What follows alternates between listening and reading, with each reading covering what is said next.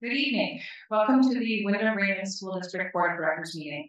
The date is Wednesday, December 6th, 2023. Time is 6:30 p.m. We are at the Wyndham High School auditorium. May I have a roll call, please? Christina Small. Here. Jessica Bridges. Here. Jenny Butler. Here. Jody Carroll. Here. Caitlin Downs. Here. Marge Taboni. Here. Joe Keller. Present. Sharp Jewell. Here. Mike McClellan. Here. Lily Newton. Please rise for the Pledge of Allegiance.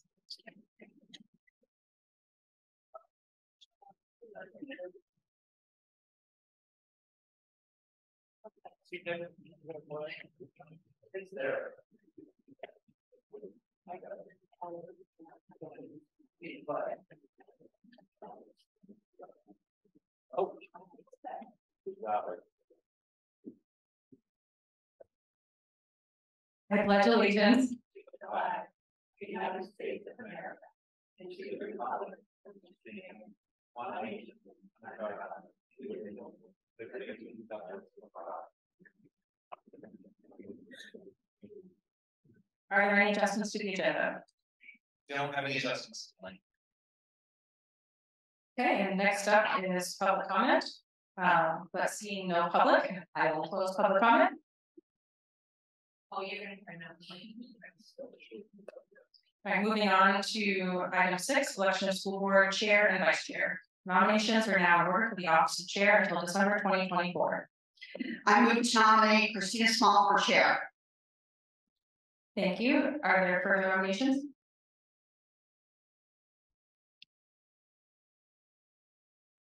Seeing none, I will close nominations. And now we vote. All those in favor? Thank you. Nominations are now in order for office of vice chair until December 2024. Ms. Chairperson, I nominate Shar Jewell for vice chair. Shar is nominated. Are there further nominations? Ms. Chairperson, I nominate Marge for chair. Thank you. Marge is... You mean Marge for vice chair? Yeah.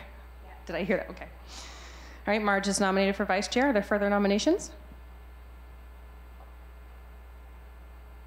Okay, seeing none, I'll close nominations. All those in favor of Shar for, sorry. Go ahead, Mike. Yeah, can you hear me? Okay, thanks. When I joined the board a few years ago, I was asked to come in for a training with the former chair, Kate, and one of the many things she shared to me was there was always an intention on the board to try to have a Raymond and a Wyndham person, and I want to point that out tonight. Especially as we see Raymond kind of sliding, in my opinion, farther and farther back. I'll just put that out there for folks. Thank you. Are we ready to vote? Okay. All those in favor of Shar for vice chair?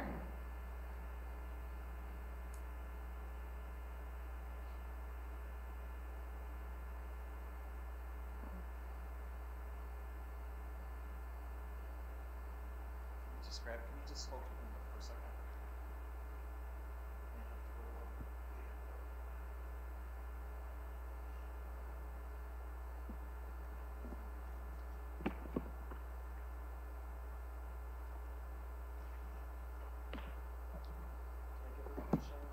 Mike, Joe, Shar, Jody, right?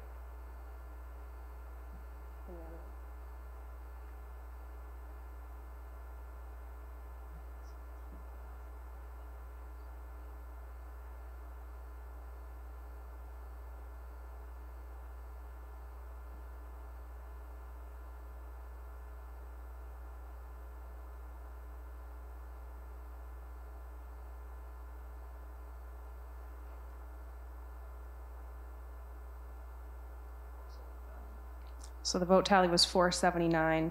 500 is a majority. So all those in favor for Marge for vice chair?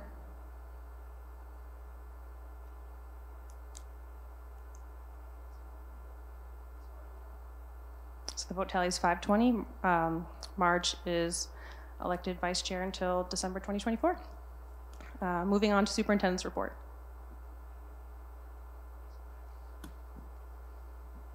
A couple things that I just wanted to share. First of all, and I know several other board members had a chance to go to AmFam on Saturday night. Just want to say congratulations to the kids and Dr. Nickerson. And also it was great for me to see some of our former Wyndham High School alumni who were there to present and be part of the celebration. I had a chance to bring my family and some extended family to that, and just want to say thank you to all of them. It was just such a great night. It was also just nice to see the auditorium packed for both the afternoon show and the evening show, and seeing both communities of Wyndham and Raymond come out and support our kids through that. Just want to say good luck to all of our winter athletes. Most of our seasons will open up this next upcoming weekend. It's hard to believe that we've already reached that point where we're into winter athletics, which will actually runs through roughly February break. So good luck to all the individuals. I checked in with Rich. I think we have about 480 kids at Wyndham High School that are participating out of 950, so almost half the school is participating in some sort of event over the winter time. The administrative team, we kicked off budget work and started meeting with individual cost centers this past week, and we will be working throughout the rest of the month as we meet with all the principals and directors, and we will be starting to assemble an overall A-team budget, which we'll have a chance to bring to the board in the 1st of February. I just want to share with you, it's actually some work that Christine's been doing, but that also we've been involved as a district in the Greater Sebago Alliance. And we've been looking at working with our vocational schools and looking at ways that kids can earn credits beyond their vocational programs. So opportunities for students to earn their math credits and their English language arts or their English credit. Right now, we're in the process of trying to get credit articulation agreements so that kids who, case here at Wyndham High School, they lose a block just actually riding on the bus back and forth to the vocational center, and so looking at opportunities where they could actually earn some core credits. Heather Perry, who's superintendent over in Gorham, and I met with Paula Gravel, who runs the state funding formula, this morning, and looked at ways that we can share a position and, number one, not lose funds, but then also possibly gain funds to the state funding formula. So we've got a couple opportunities and ideas that we're going to bring overall to all the other school districts in the Alliance on Monday, and then all of the other superintendents next Friday of all of Cumberland County. And I think we've actually got some traction now that kids will have that opportunity to earn some core credit. Last couple things. Next, or 2 weeks from tomorrow, we'll be holding a public hearing here in the auditorium, December 21st, which is a Thursday night. That public hearing is for public comment on a Department of Environmental Protection permit for the new school. There'll be an ad that's in the paper this week. Also, we have certified letters going to all the abutters. I think they're actually going out tomorrow or Friday, and it's an opportunity for members of the public to do that. So a lot of things moving with the project. We sold our first bond anticipation notes today with a very favorable interest rate. And the district also received, because we're going through an initial credit rating with S&P, we received an SP1+ rating, which is the highest rating that you can receive if you aren't a rated organization. So I think that also helped today drive an interest rate that was actually 1% lower than what we even anticipated with our anticipation notes. So we're in a good spot with that, and more to come on the building project as things get finalized. Thank you. Next is board roundtable. Anybody have anything to share? Go ahead, Mike. Okay, thank you. There's not really an audience tonight here, but people are watching at home and they might be wondering how 5 lost to 4. And if you don't know this, the Wyndham member votes are weighted, they get 130 points for their vote, and the Raymond members get 73 points per vote, and I think that's based on population. But it's frustrating to me that I know I've said over and over, I feel like Raymond's kind of sliding away from all this. And I think, given what Kate had said to me in terms of just trying to, work on the balance of the communities, I just keep getting these messages. And I'm going to have to really think about being creative as a member of this board, because my votes don't really matter, I guess, at least when there's discussion. So I'm frustrated, and I'm sure Char is too, because I know she was really eager to serve. So we'll keep going, and I don't know.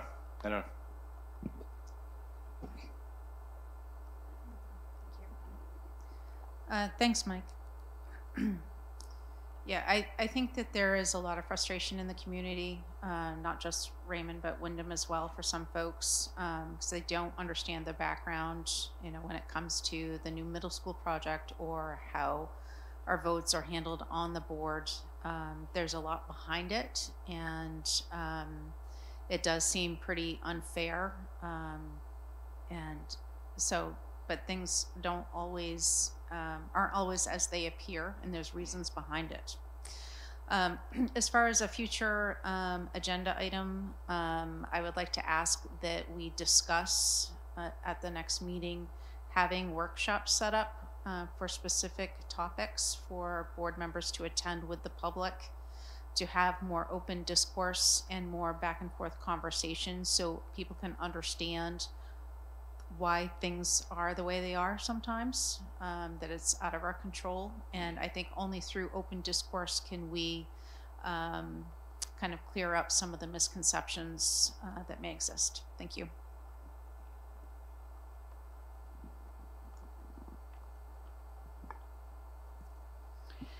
Back prior to the election, and where people were talking about the difference with Wyndham and Raymond and how the percentages went, I did a little more research to see where they came from and how they were weighted, and that kind of thing, being a numbers person that I am. And with the incorporation of RSUs, depending on the size of the original district, some needed to consolidate and some did not. Wyndham did not need to consolidate.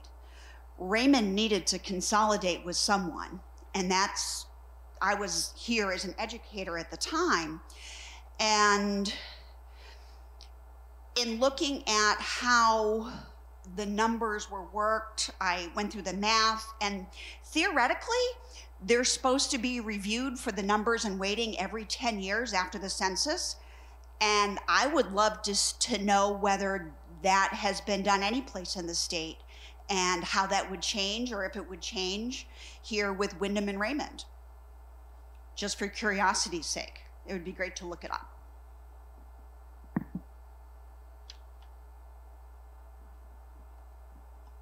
That's something we can certainly look into. Our next meeting on the 20th is a board workshop. So we will have some time for some informal conversation among ourselves. Public is welcome to attend, of course. But it's a workshop for us. We do have several board workshops scheduled in the future as a part of our goals. Workshops with the community were also part of our goals, so we will be looking to put those on the agenda fairly soon. Anybody else? I'm happy to hear that. I'm looking forward to that meeting on the 20th and those going forward. One of the things that I just want to make sure that we obviously say out loud to each other is that we all represent both towns, right? So I'm happy to share time in all the schools and understand what the needs are of both towns.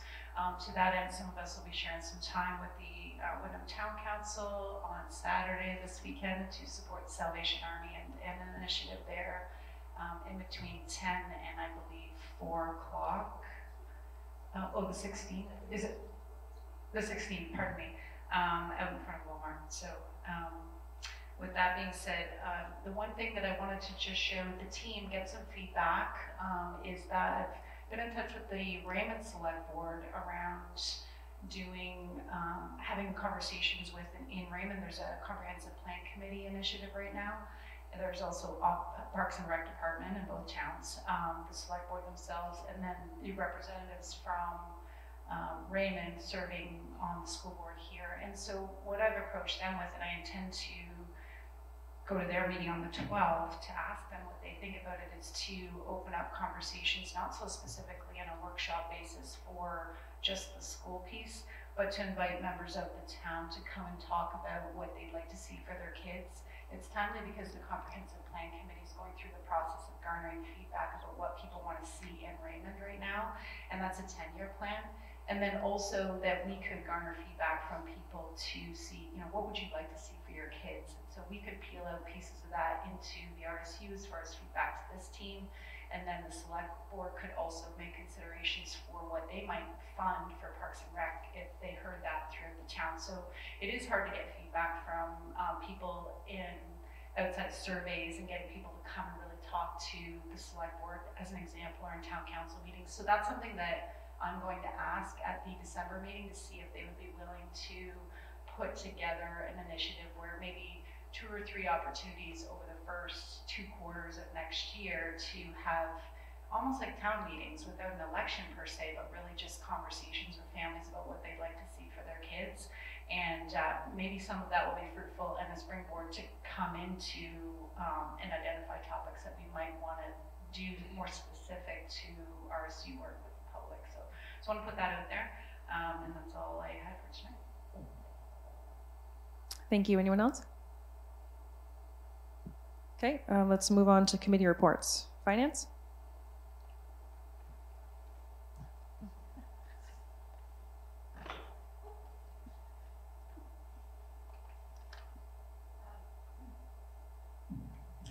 Thank you. Sorry for the destruction of the setup on the tables here.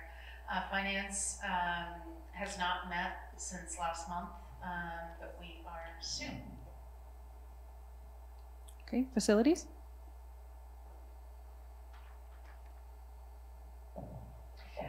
Facilities is meeting next week, but seeing as I'm here, if you don't mind, I will also tell you about the vocational, so we don't have to come back on again. I was not at their last meeting. I have inquired of them, could they please get me the minutes so I could forward them? So once I have the minutes, I will forward them to everybody. And the other thing I wanted to say on that is, and I think you've all seen it, December 13th, there's going to be a presentation here to students, 9th and 10th grade students from WRPC and PATHS. So my hope is that sometime later this year, we can get both of these schools to come do a presentation to the school board. That way, the school board can have a chance to ask questions and the public will get to learn more about it, not necessarily just students, because we know that information doesn't always go home. Thank you. Thank you. Curriculum? So the committee started with an update on mystery science. Christine Hessler shared the website staff access and reviewed how the process works. Members were also able to see a kit that was built for the classroom teachers, of which now they sell those kits for a ridiculous amount of money. So we're saving money on that. Financially creating them, it makes more sense than purchasing from the vendor. This committee combined October and November agendas due to some scheduling issues. We heard from kindergarten, grade 1, grade 2, and grade 3 teachers from Wyndham Primary and Raymond Elementary. They shared what is going well in their grade level and what are some wishes and or needs, and if they have any concerns they wish to share with the board, any policy implications. That was passed on mostly to policy actually.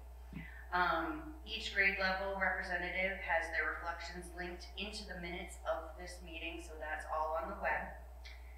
And I just want to say thank you to all the teachers. This is actually one of my favorite part of this committee, is being able to connect with them and find out what they really need in their particular classroom. So the next meeting is January 8th, and the committee has invited grade 4 and 5 teachers. Policy? Okay, so I'm gonna just state again, we're working on IJJ, the legacy piece of that policy.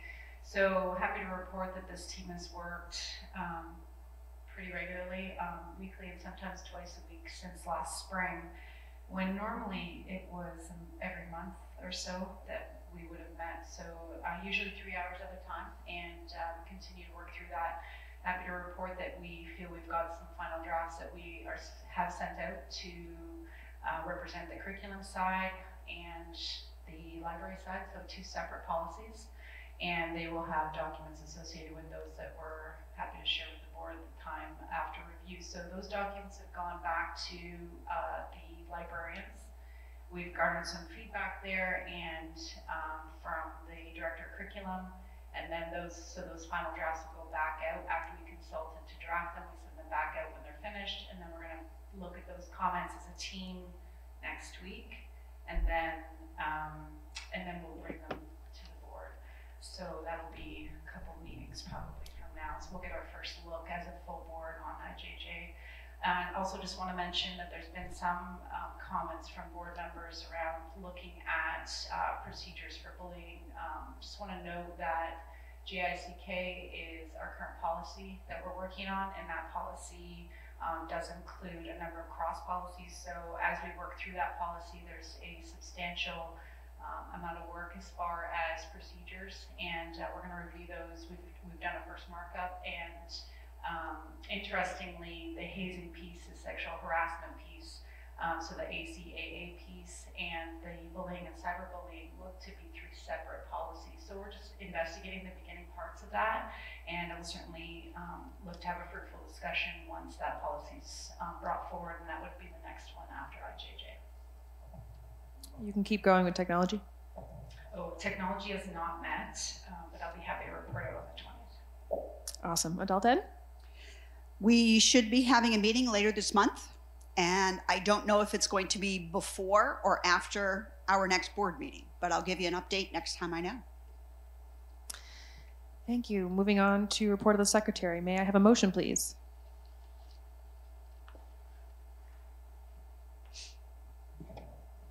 I move to approve the minutes from the November 15th, 2023 meeting. Thank you. Public comment? No public. Board discussion? Okay. All those in favor?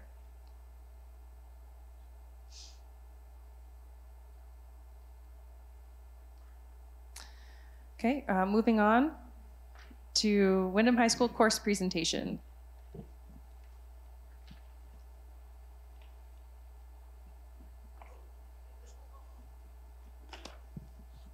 Good evening. Is this on? You don't need. Yep, we're on. We're on. Thanks for having me. This is a fun time to come and share new course requests. This is become something that members who have been on the board for a few years know that this is something that I've been pushing, increasing the number of classes that students take. We've got more kids taking multiple classes this year. Our average student load is higher this year than it's been each year, and I think offering some of these new courses add to that, and students are choosing to take courses instead of taking multiple study halls, workshops we call them. Some of the information that Chris shared earlier kind of stole my thunder. The work that's being done at WRVC is really going to help us out, and a group of students, and then if we can expand that to PADS. Last year I spoke about the sustainable agriculture class that was the board supported it, had a lot of support for that class. Students were interested.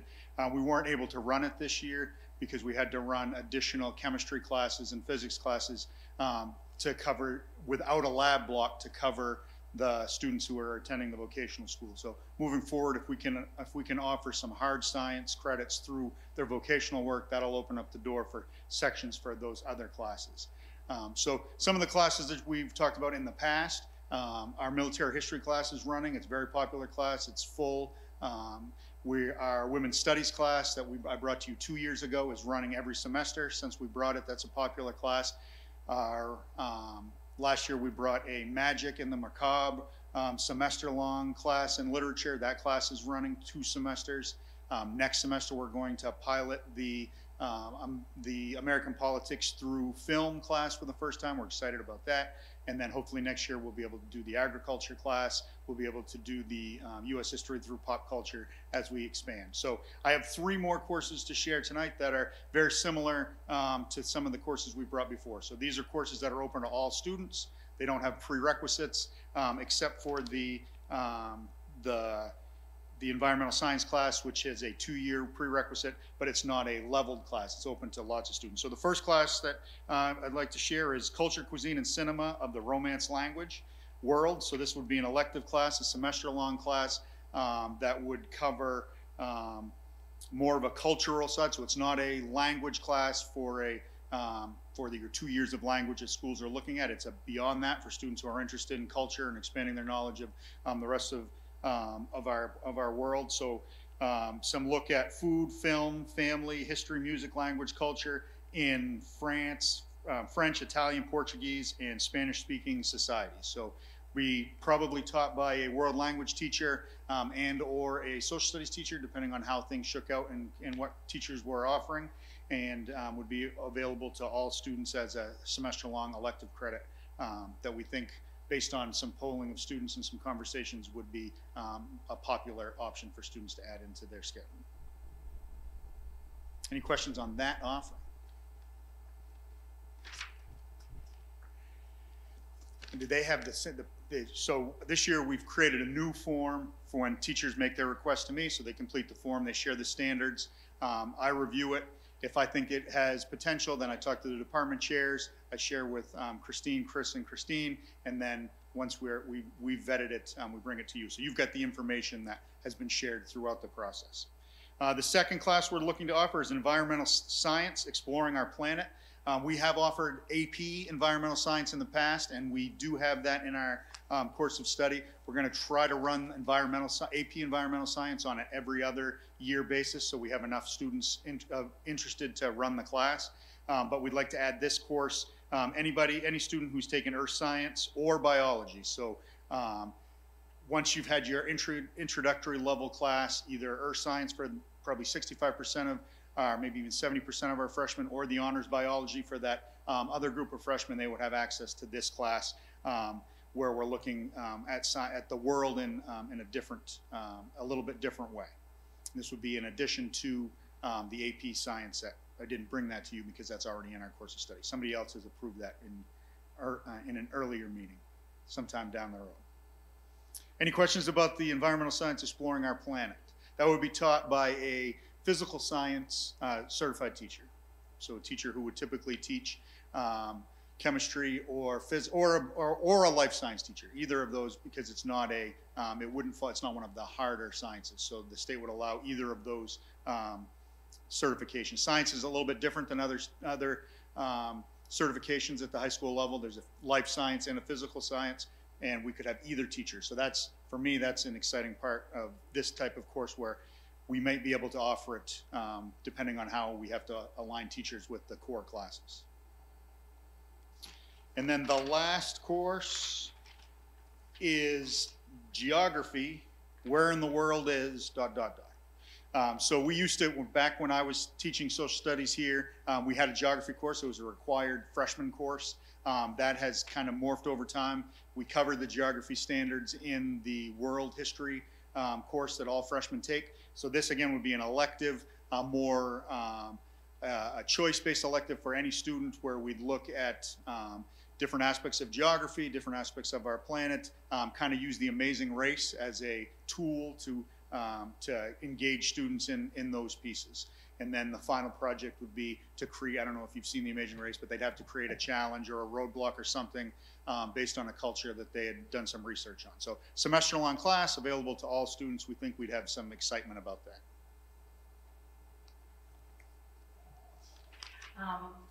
Okay, my usual question. Are there any financial implications to putting these in? Do we have staff? So, like, as I started, so I run a master schedule based on student interest and needs for graduation requirements. So if accepted, we'd put these courses out there, and if students selected them, we would prioritize the electives that students are interested in over electives that aren't. We have to prioritize graduation requirement courses beyond that. So I don't have any staff implications on this. These are courses that we could offer within our current staffing. And as I said, if we can offer some science classes, some core science credits through the vocational programs and additional science credits.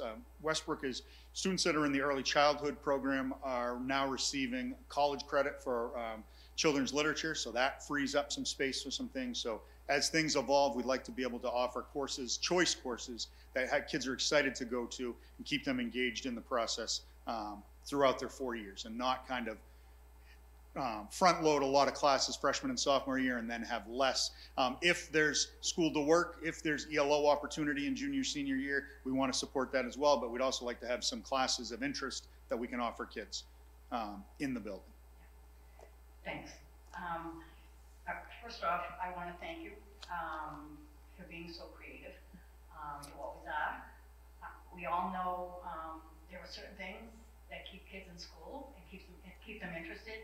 And I think being able to offer all the electives that you've done over the years has been a big help in doing that, because we know sometimes those are the things that kids come to school for, because that's really where their passion is.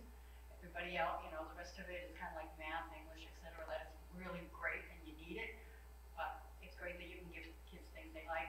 And as everybody knows, I am very passionate about vocational schools, and I want to thank you and Chris for the work that you've done with both those schools to make this happen, to be able to get those credits. I know it's been a long time coming, so kudos to you. Kudos to the teaching staff to come up with. So not only are they creative and engaging topics, but they cover standards. They've done the work to cover the graduation standards and to reinforce the work that's being done in the core classes. So I get to present them, but the teachers are coming up with these interesting and creative ways to engage students. Ryan, thank you for the great overview of these new opportunities for kids. I think it's interesting that all three are geared towards getting our kids' heads out of the state of Maine and around the world. And we're not getting smaller as a community, we're getting bigger, more global, and these classes look like a really good opportunity for kids to start learning about the world we live in rather than just our local community. So thank you and the staff that came up with these ideas. My only question was going to be around how the classes turned out that we approved last year, so thank you for leading with that. And I look forward to next year hearing how these went. Thank you. Thank you very much. Next up is the District Achievement Report by Christine Hessler.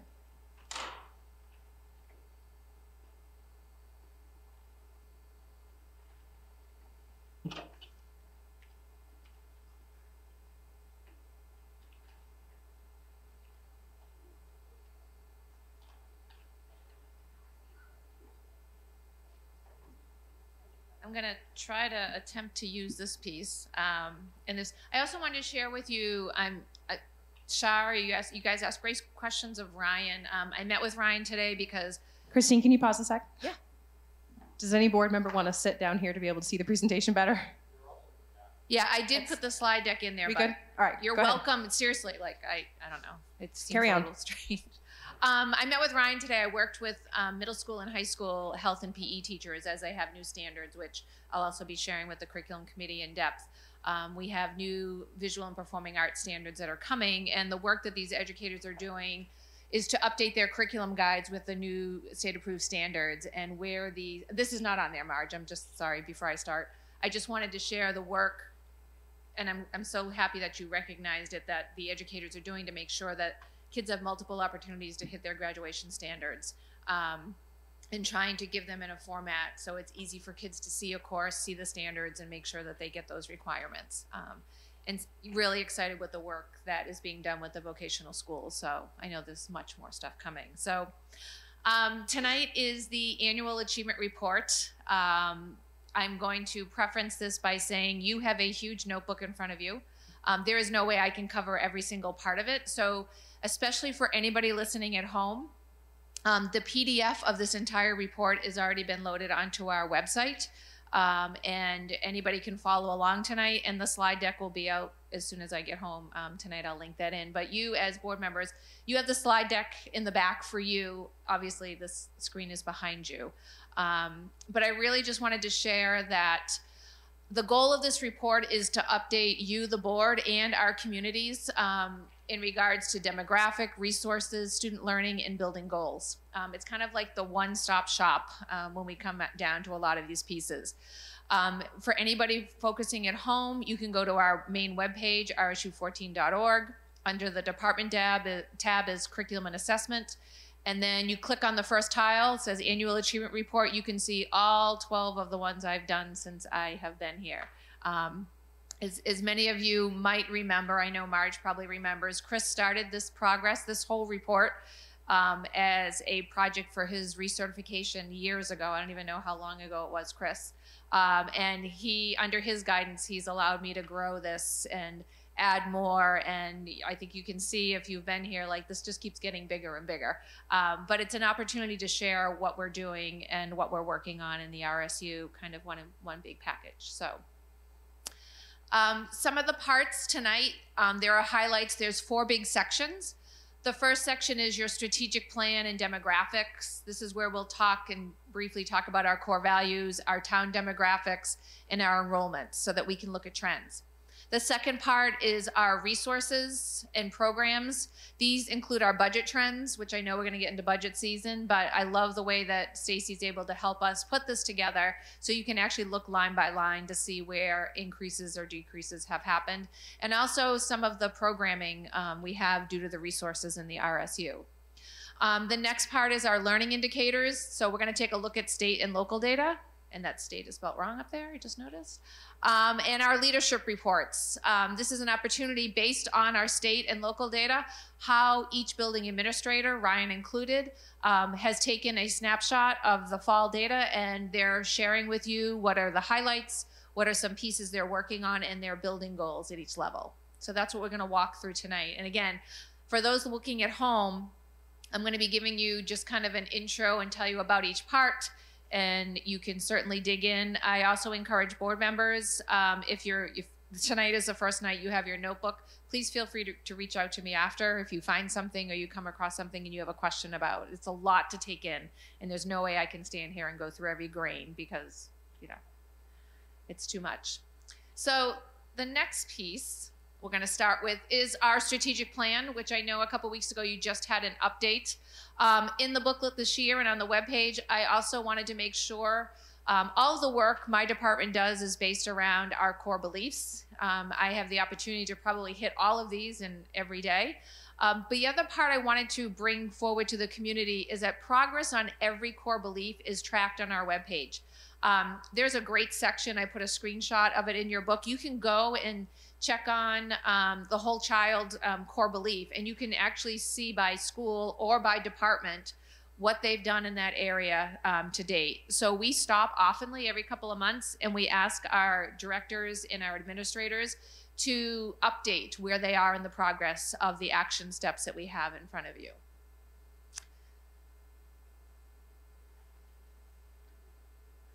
Okay, oh, here we go. The next part are your demographics. And so we look at this piece. This is what is gathered by the state of Maine. I will tell you, we're always 1 year behind in these. These, usually we wait, I pray, I hope, my fingers are crossed, hoping that the next set has dropped before I get to see you. Usually they do not. So these are a year behind, but this shows our grade span, our student counts, total teachers, our graduation rates. And so we have these updated by the state and also by our district. It also gives us demographics by grade level. You'll be able to start seeing, you'll be able to see a trend in grade levels and how many kids are in each grade, which is, kind of remarkable when we have those bubble classes we talk about when we get to the budget area. It also breaks down racial and ethnic student groups and additional student groups in the RSU. So this kind of takes everything in from the information that's collected in NEO. I'm gonna hit the sweet spot here. Teacher demographics, how many teachers we have, multilingual teachers, Title I. We also have the degrees earned. And again, this is 1 year behind us, but you can see the bars on the degree earned are the state average, and you can see where the RSU falls in those pieces. That gives us another part to look at when we look at our staff. This is also our support staff. Again, we're 1 year behind this piece, but this figures out the total number of support staff, academic support, student support, and then detailing each of the positions and their credentialing on those parts, the breakdown.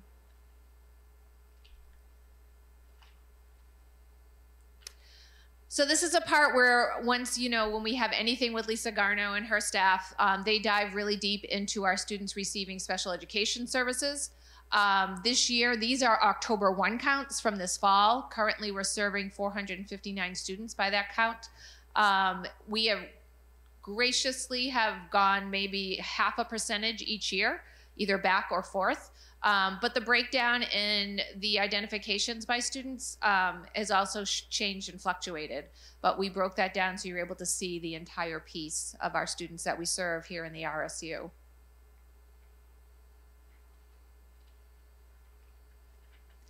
The next three are your standard school enrollments. These are our K-4. We have our Raymond Elementary, Wyndham Primary School, and what we do here, and as you can see, you can look at some of the trend lines. If I look at Raymond Elementary School, and we were at 204 at one point, now we're up to 281. So yes, that's an addition of pre-K, but it's also it shows the increase in population in our Raymond schools. And so we've tracked over time, these are October 1 counts each year, and they are current. And as we plan and come to you for budget-wise, we always have that question about how many 5th grade classes do we need? What is the population trend? Is there a bubble coming through? We use these charts to kind of look and see what's coming up next. So we do those kind of grouped them by grade span. Jordan Small Middle School, our enrollments are coming back up. And again, that's our 5 to 8 school. And then our Manchester Elementary School, which is your 4-5. If you remember in the 2021, we had a smaller group, and now we're back up again at the Manchester School. Then we'll be moving over to Wyndham Middle and Wyndham High School. I think I remember distinctly in 2013, Mr. Howell, you were putting out the no vacancy sign out on front of Wyndham High School. We were getting huge. And then our numbers seemed to come down a little bit, but you know, last year we were up and we're down just a little bit. Again, it's depending on that fluctuation of those classes that come through. So if you're a numbers person, this is the fun stuff, right, Jenny? Yeah. Budget trends. This is a table which you get all this information. I know how tirelessly Stacy Webster works on your budget books. Chris and Christine and myself, sometimes when I can, we meet with all our admins and directors, and we talk about budget and we talk about planning. But I love this chart because this really shows percentage of our total budget. And sometimes in your positions, you're asked questions, and things are separated into distinct categories.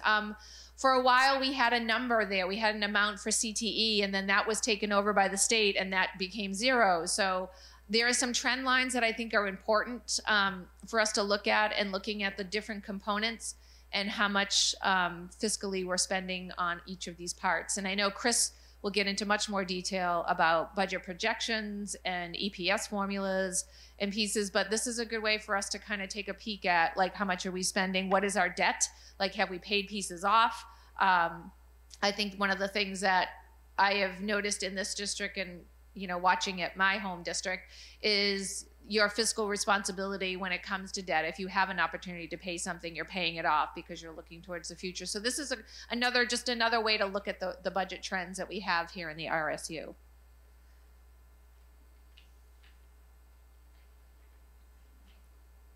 This is another interesting fact. The state average actually has decreased from last year when we look about residential pupil, how much we pay per pupil, our operating cost. These are out by the department.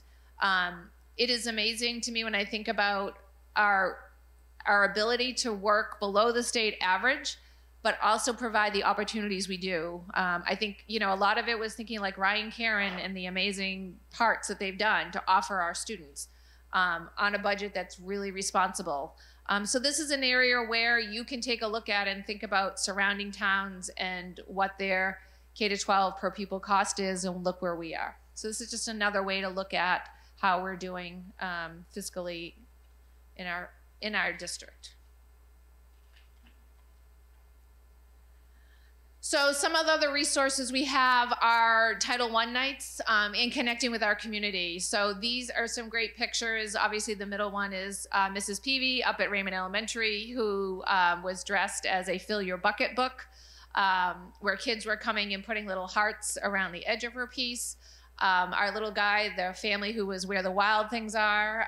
This was a math and literacy night that was held this fall. Where we invite families, all families in to come in and partake in reading and math activities and learning some things that they can do at home with their children. It was an amazing night. They have been, and we just really wanted to capture it. In your notebook, you have pictures of each of the nights at each of the schools. You can see how many people and families attended. It's been insane.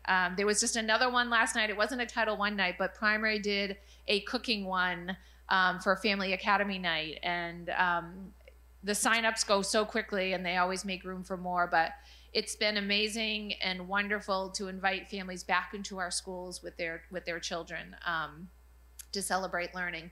Our two little friends on the corner there, that was actually a great picture from the DOE if you missed it. It was our Summer Academy program at the primary school, and these kiddos worked virtually and received their reading award. Deb Greenlaw was mentioned in there. She is a tireless fighter of student academic achievement, and she is a gem, and she worked all summer to make sure kids felt connected and continued to work on their reading skills, and then celebrating them by the end of summer. So that was a really nice piece. So this is another great resource that we have in our district. As you know, I come to you right around May. I share with you our pre-allocations from the state, and then we take those allocations we're given for Title I, and we try to spread it as much as we can to our Title I schools and provide opportunities for students.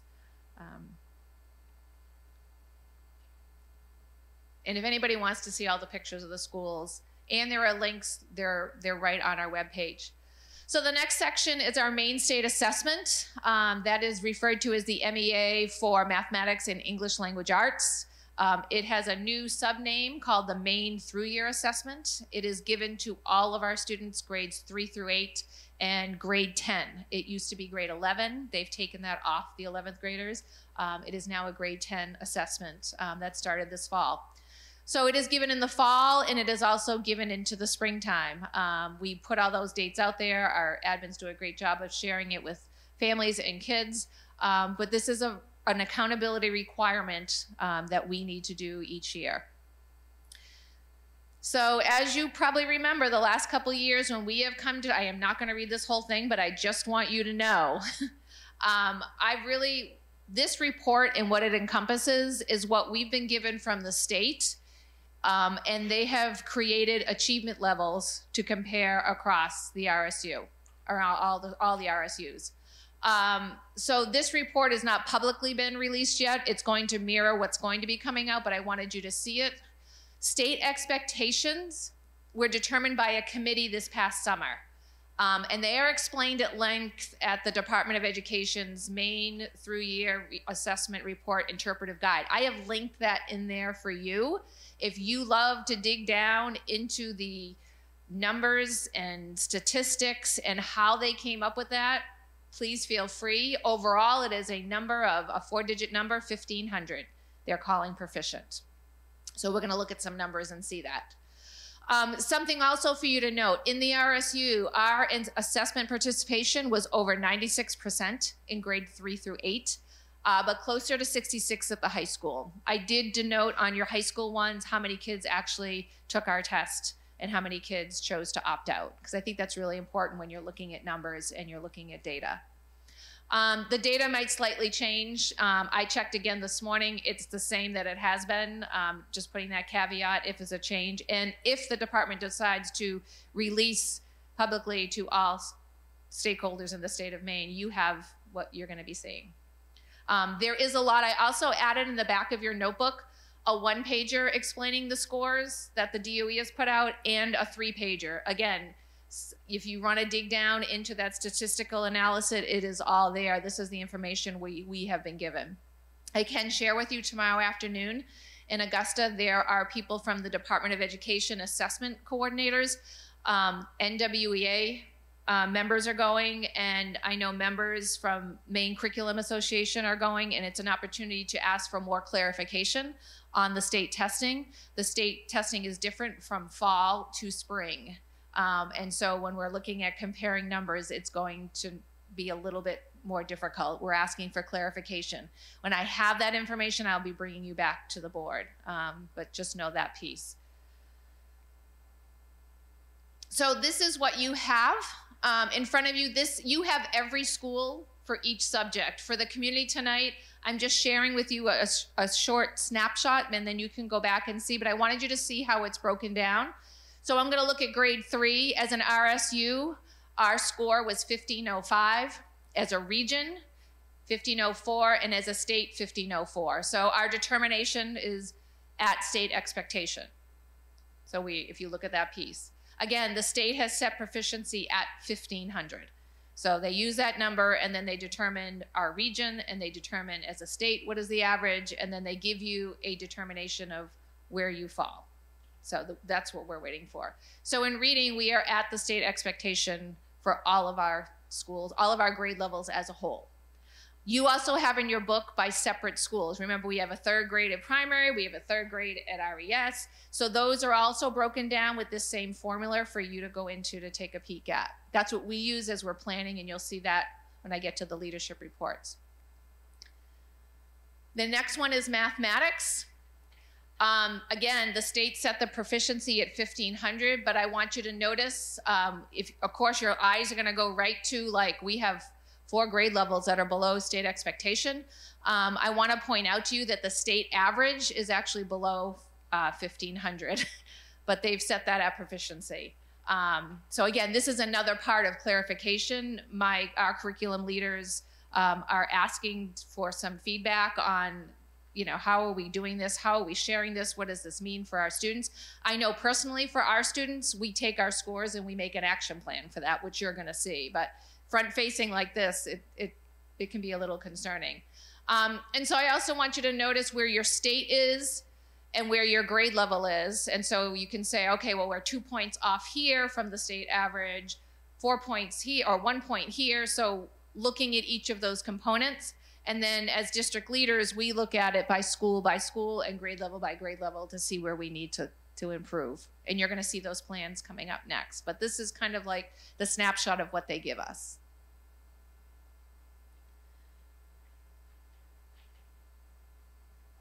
I'm trying to get it to move, here we go. So here's an example of a school data. I pulled Raymond Elementary. You'll see also a breakdown of taking not only the students who took that score, but then placing them, if they're below state expectations, at state expectations and above. So you can also break it down by grade level. And that's more of the data that we're looking at when we look at those pieces.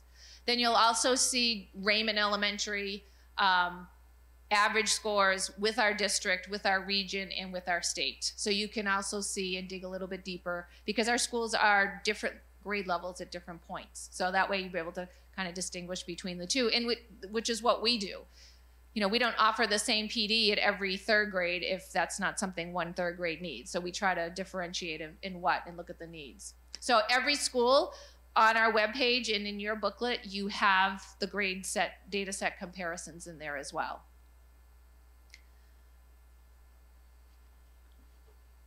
And so this piece is where, okay, I see the data, but what's next? So each school leader has customized their school plan for math and ELA.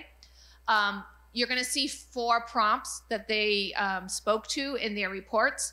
They talk about the bright spots in their data. What are some areas of improvement? Based on this data, what is the area of focus? And then what action steps will you take based on your area of focus? And so as we look at these,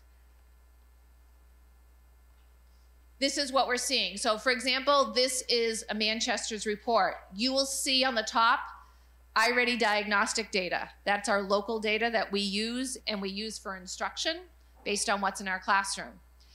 You'll also see underneath their fall state data. So when it says NWEA, that's the MEA that they have taken this fall. So based on that, their school leadership team got together and they came up and answered these prompts. And so you'll see bulleted points of, this is what were some bright spots, here's some areas we need to improve in based on what's their area of focus, and then you're gonna see the action steps that they're going to be taking. So when they visit with you and they come up and talk about budget, or they come up and just share their school goals, these are mirroring what the work they're actually doing in the classrooms and their schools based on the data that we just were sharing right there. So I'm just trying to talk you through those components. So here's our other piece we look at. So we've been doing iReady. We started with iReady Diagnostic, the wonderful year that we shut down in March and our kids went home. We know that through this work, this is important data for us because as a classroom teacher, their students start their diagnostic and then it gives me a picture as a teacher of what do I need to be able to give to my kids. We have teachers who look at their classroom data and they may have a larger group of kids who need certain intervention, and the classroom teacher has mixed that right into their core instruction. So this data helps us make instructional changes in our classroom. It also informs us when we need to do a small group in our room for our learners, or it also helps us identify students who could benefit from Title I services in mathematics or in reading. Middle school levels receive support in advisory classes. And so everybody has a different way of how do we help those kids who are a little bit behind, who are not yet on grade level. One of the things I want you to look at is, I wish they didn't do this color. That's why I drew a box. I learned from Mr. Vickers how to draw boxes and put arrows in. When I'm looking at grade 1, I'm adding the green and the yellow together. That means 85% of those first graders are ready for grade level instruction. So out of the gate, those kids are ready. Yellow means we're ready, we're where we should be to start the school year off. So based on those pieces, what I love about this chart is it shows you the trend in grade 1 for the last 3 years, grade 2, and so on. But then you could also say, well, if these first graders moved to second grade, and where did they go? So we can kind of follow these trends all the way through. But I just want to caution you that yellow and green mean the green means kids are already past, they've already achieved those pieces, but these kids are ready for instruction, which is great because we start the year off and then our teachers have a plan. And then for us, it's great celebration at the end when we see where our kids have moved. Come on.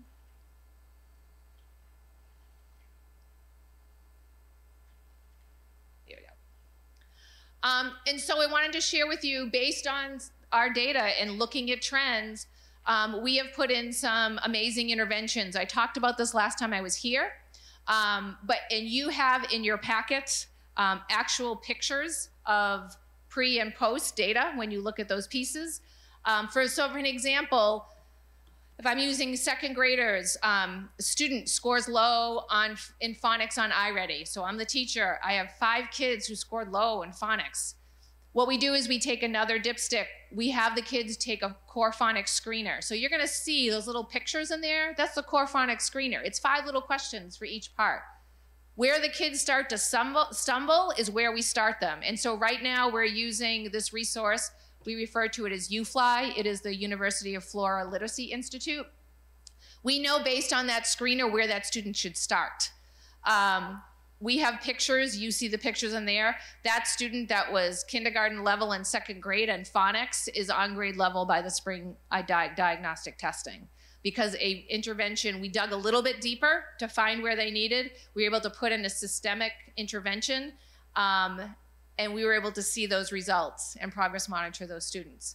So the full report showing the pre and post assessments for anybody listening is in the book, and it's online, and you can also see the 8 parts of the lesson. So that's something that's been really exciting that I really wanted to showcase and show you.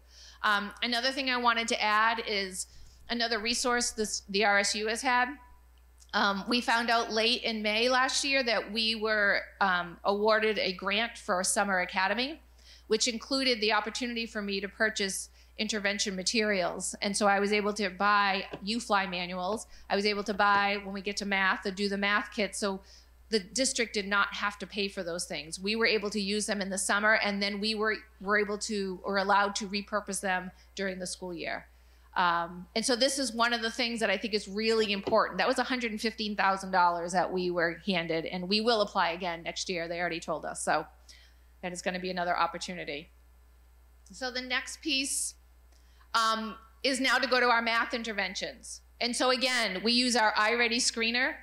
The student is low in an area. We now have a new tool called Listening to Learn Inventory. It is an interview with a student around mathematics. That same placement that I talked about after the students are interviewed, and it's fascinating to watch, we know by this kiddo right here is they can do all of those things except decomposes numbers within 10. Student has to have that skill because the other ones they have, but they're falling there. We can absolutely pinpoint them with an interventionist or a classroom teacher, and they do the math intervention on decomposes numbers within 10 so that we're able to shore up that intervention for that student. So it's almost like digging like one layer deeper if you think about it. And we're seeing awesome results. The other piece is really important. I wish Ryan was still here. No, he is here. Oh, sorry. Is the advanced placement cohort comparisons at the high school. You can see the trend. We have 193 kids sat for exams last spring. The number keeps growing. The number of scores 3 or higher, but also the college enrollment since we started tracking this piece. This fall, we have 68 students enrolled in a UMaine system or Maine Community College enrollment. I know as a parent, my own child did that, and she's a sophomore in college, but she's actually a junior in grades because of the opportunities between the AP and these early enrollment college courses that kids are taking. I think the staff here does a phenomenal job making sure kids understand those opportunities if they want to take them and what it could mean. And I think that one of the things that I also love is they're like, why not try it? What's the worst that's going to happen? And then sometimes that turns into college credits for a system or a community college. And speaking of colleges, there's a piece that's missing in your book tonight, which we always talk about. And that is the free and reduced lunch, our economically disadvantaged percentages, which we don't have anymore, or the numbers are not correct because everybody is entitled and can receive free breakfast and free lunch. So something else I didn't know till this year, I have a senior in high school this year, is because all of our students in the state of Maine receive free and reduced lunch, when you do the Common App, when our students are applying to colleges, they get to click that box that they receive free and reduced lunch. They don't have to pay application fees to apply to colleges through the Common App. I don't know if anybody has gone through that process, but they're $75, $80 a pop just to apply. And so that's one of the unintended really great consequences of the program that I know Jeannie Riley worked really hard on to bring to our students. The other part, if you have parents who again are seniors, when the FAFSA finally does open, when we had presentations from FAME, the Finance Authority of Maine Educational, that really help our parents, everybody understanding how to do the FAFSA, it's brand new.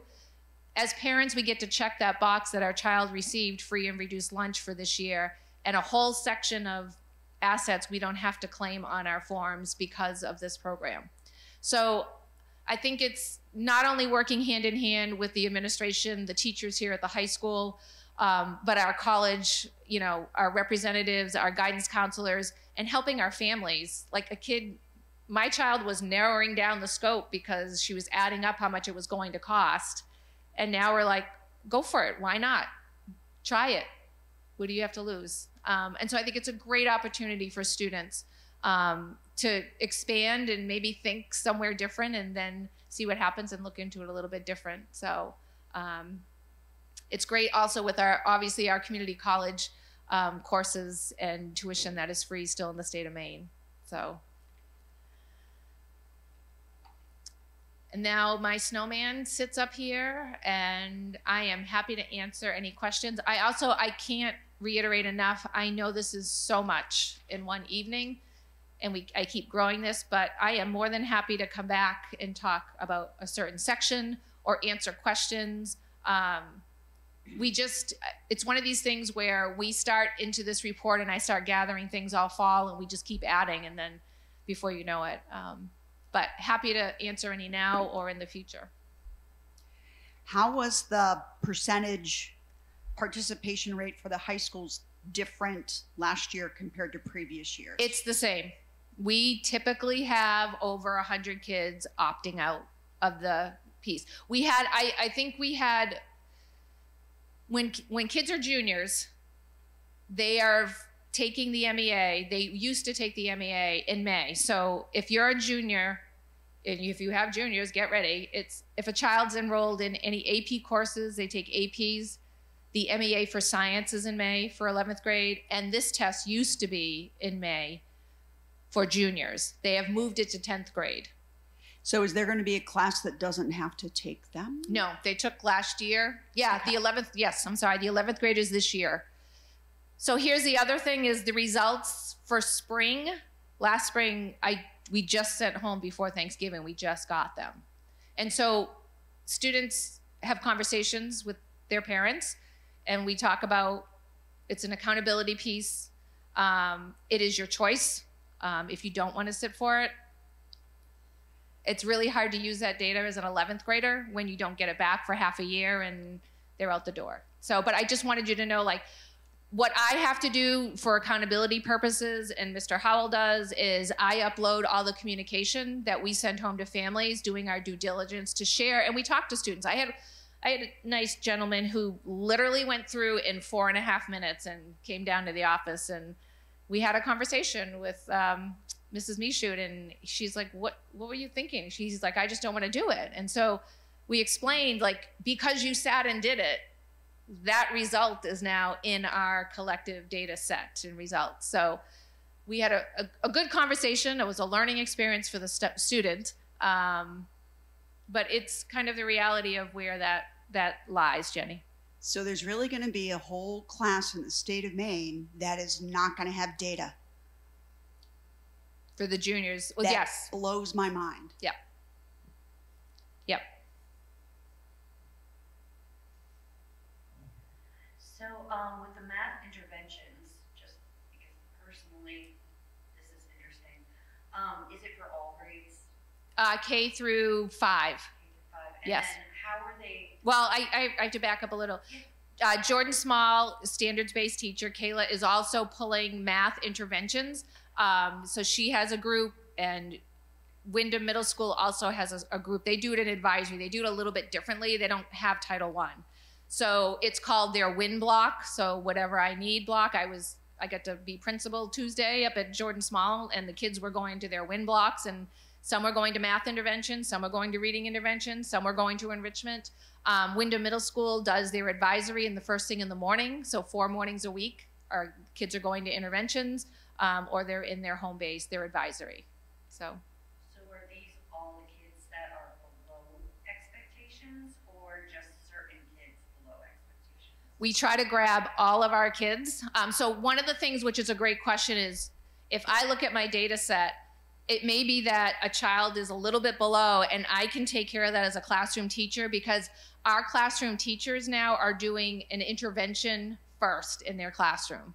So then they go to Title I, and they get almost like a double dip if they need it.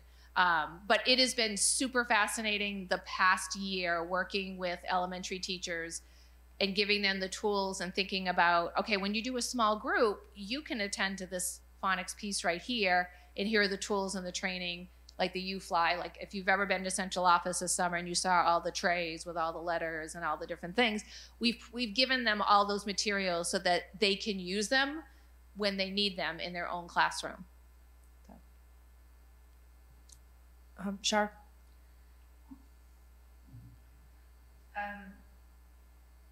Thank you for putting this together. I know You're welcome. It's kind of a nightmare to crunch all these numbers and come up with plans. So I guess, some of the data is a little troubling. Mm-hmm. And I'm just wondering as a parent and a school board member, what is the number one thing that a parent can do to make their child more successful in school? So I think the biggest piece that we come across is what is our habits at home and our feeling of school? Like, do you have a time where we come home? Do you have homework tonight? How can I support you? What are you reading in school? That's a big disconnect when we've gotten to talk with kids who, I didn't do my homework. Why would I do it? It doesn't matter. I'm not going to do it. And then the snowball happens. And it's really, I would encourage parents. I tell parents all the time, your four walls are much more important than the walls here in these schools. Your kids, whether you know it or not, are watching you and your attitude towards school. And if you're prompting and in a routine, that's really helpful. And communicating. Like, don't wait to conference time. If you have a question or a concern, Shar, you've said this a lot of times, reach out to that teacher. How can I help? The other piece with data, Shar, I always tell families is look at your child's grades, their learning report that they get. Look at how their teacher's telling you that they're doing in the classroom. And then also look at this data report you're getting. Triangulate that data. Does it make sense? Does it tell the whole picture? And that's an important piece because, again, the diagnostic, as great as it is a Wednesday afternoon and how is Shar doing? And, you know, we catch those kids, we're like, this number does not match this kid. They're upset, let's do it again. But the state data is a one moment capture in time. So I'm not saying it's not important and not useful, but we look at all those components before we make instructional decisions about kids. And I think as families, I think I hear from some families, and they're like, well, I didn't want to bother the teacher. I'm like, they want to hear from you. Ask them that question. They're going to say to you, you know, I always can do the other pieces. Here's what I'm doing at school just to help your daughter in mathematics. Here's something you could do at home to follow up with. That's why those Title I nights are open to anybody, because it's really important for us. We try to, like, here's what you could do with your child, or here's a book that you can read with your child, and here are some practices to do. So we don't grow up as parents knowing how to do all these pieces, but here are some things that would then connect with you. It was funny talking to a parent the other day. She said her daughter's going down the hall going, they were doing the sounds, but mimicking all of the different things that they were doing at school. And she's like, I really didn't want to listen to it, but I asked her what she did, and you know, child went on and on about it. And sometimes it's just listening to what your child really wants to do. And in high school, yeah, it's much harder. I'm always like, what are you doing, Ellie? What do you have tonight? What are you working on? It's a constant, you know, ask. Sure, if I could also just jump in quickly, and it was actually one of the first data points that Christine, I'd say the number one thing is make sure your kids are in school. Yeah. With 28% chronic absenteeism, and I can't remember off the top of my head how many days that a student misses in order to hit that point. It's important to be in school every day and every day possible, and to make school that priority. I've held a number of, we're getting to the point of the year where we're starting to see kids lapsing into truancy. I've had a number of truancy meetings with parents this week and kids. But just come. Because once you're here, we can access, we can support, we can feed you, we can do all those other pieces, but we need you to be here at school. So really a quarter of our population not being here enough does have an impact on achievement. So biggest thing is show up, and once you're here, we'll make sure that they're supported while they're here in the classrooms. Joe?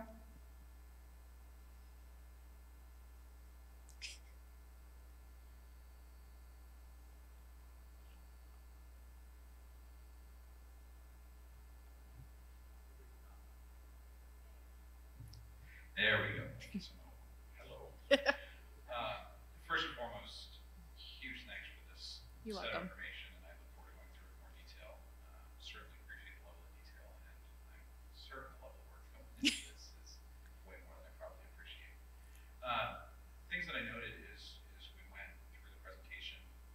One of the things that might be interesting to see, and there may be a place that I can find this, is looking at demographics over time. Mm-hmm. Comparing number of teachers to number of students. The grade size over time is certainly really interesting in having that Yep. here, but I'd be interested in that. The class size pieces? Yeah, class size was, I found that interesting.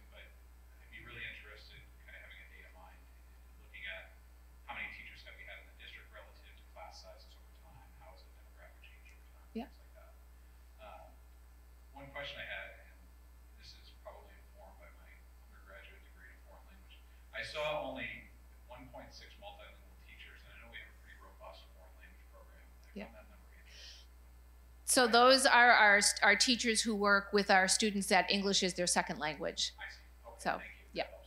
That helps. The next thing I noted on the assessment participation, so I've certainly learned as I've been sitting here, people can opt out of doing this. And from a mathematic perspective, having 66% of the high school participate with optional opting out just erodes the statistical significance of the data, because you may get a certain demographic of students that choose to participate or not.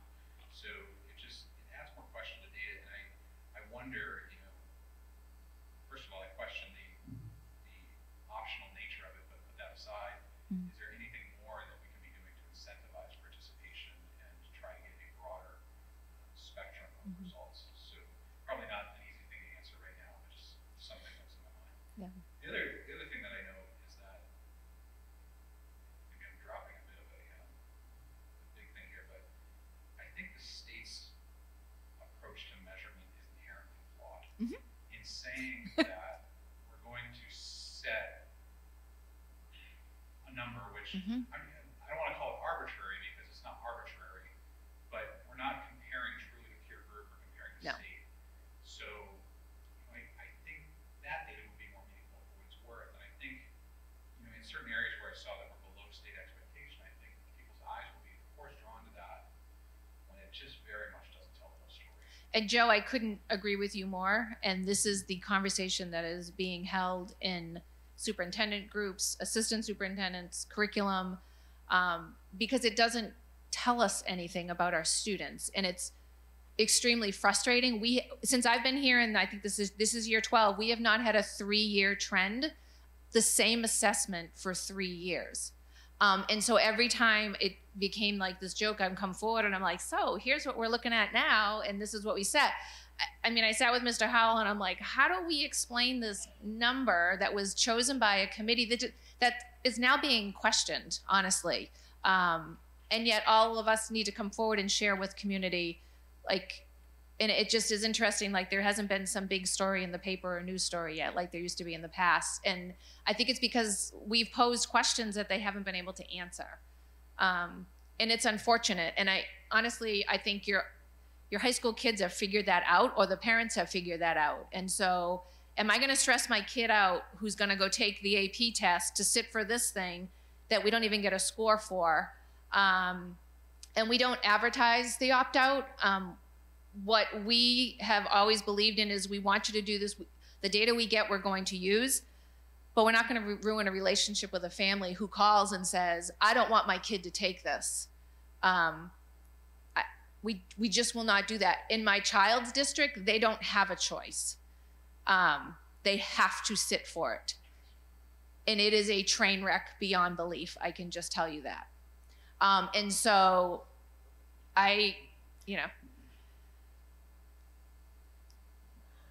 First of all, there didn't used to be in Maine the option to opt out. Right.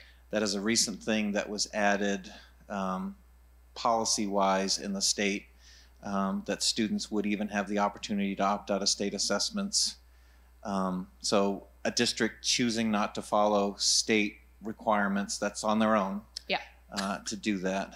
But there was a point in time where it wasn't, and some of the pieces that we have talked about is incentivizing, and the other piece part that we've talked about, and just historically with data in our district, is trying to be at state average or better, and really to be a little bit above that.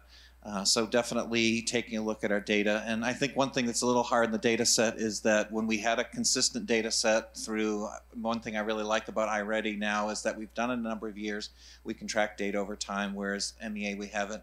Previously, when we had NWEA and we could track over a number of years and see growth and seeing that things were definitely moving the needle with that. But I think one thing that was always helpful in past data sets is that we had an understanding of where we were relative to other states. So example, I think Maine was like 42nd percentile on the NWEA was considered proficient. If you went to another state, you would be at the 12th percentile and you'd be proficient. But you had one exam that you could kind of take a look at and seeing nationwide, statewide, how are we doing to kind of give that fair comparison. So that's one part that I know we've got some people pushing back on asking some questions, but I think as a district, we've consistently looked at where's the state performing at, and we should be at least there or better based upon demographics, where we are as a community, so setting that as a target. And I know our principals take this data very, very seriously, and they want to unpack it, but it is difficult, and I think probably the worst year we had was when the Smarter Balance assessment was given. I think we had 32 kids take the exam out of a class of 250. Huge opt-out, and again, that was not an option that was previous when the SAT was the requirement, and then some state policy changes that then allowed for that opt-out. We don't readily advertise it, but once that gets uncovered, people start to take advantage of it. Yeah, that's helpful, and I certainly wouldn't suggest that we go against the state rules there. Just highlight that it probably erodes some of the significance of the data.